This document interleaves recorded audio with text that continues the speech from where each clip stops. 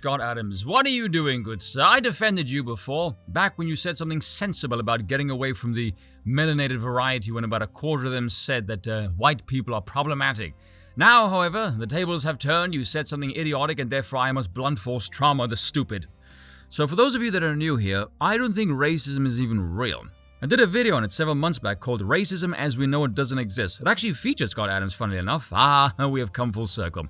It's in the description down below if you want to check it out. And yes, I give a very simple, easy to understand explanation on how the very concept of racism is, well, frankly downright stupid. Enter Scott Adams' tweet right here. By the way, this was part of a retweet thread with books to read. Nowhere is race even mentioned as far as I could see, so unless I am massively missing something, this tweet makes even less sense.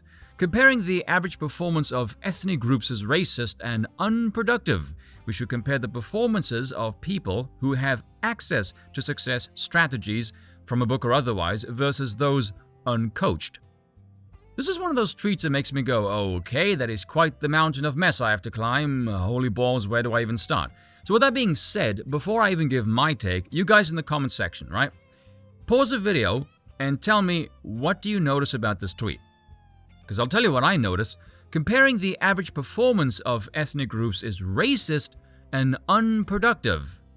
Okay, why? What is it about the comparison that would make it racist exactly?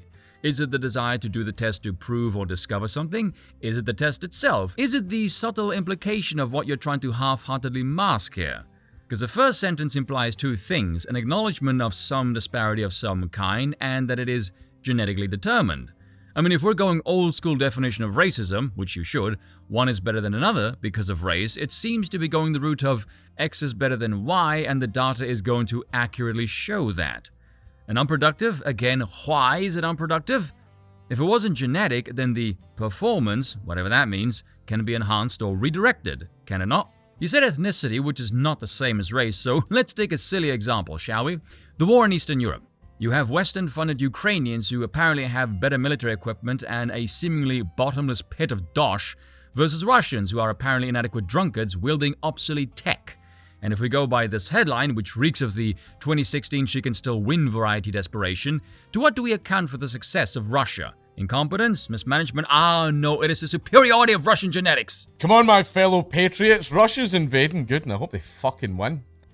In case you can't tell, I'm having a lot of fun with this. It is deliciously stupid.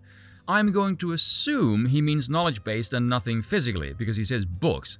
It's not very often physically genetic-based performances can be enhanced via literature, unless I'm missing out on some magical tomes, in which case do tell me the location of said magical tomes. Then we should compare the performance of people who have access to success strategies, from a book or otherwise, versus those uncoached. Okay, so let's work backwards. What does uncoached mean?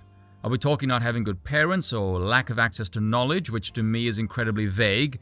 And access to success strategies is not exactly much better. Secondly, there's a very universal man kind of aspect to this thinking. People are different. Cultures are different. What they deem honorable and successful drastically alters and shapes their social structure. Because of this difference, merely having access to success does not mean different groups are going to avail themselves equally, which should be mind-bogglingly obvious. Easiest example. Let's say that we can build a monstrously badass library, a veritable mecca of knowledge we have here. You can build it in either a black neighborhood or an Asian neighborhood. Which group do you think is more likely going to put it to productive use? Case in point. And for anyone who thinks that comparison is racist, because someone is bound to, why do you think that? Because Asians are more likely to read that makes them better? And if you do think that, what exactly stops blacks from reading more? Read, nigga! Read! Shout out to Uncle Ruckus. If it's not race, it must be culture.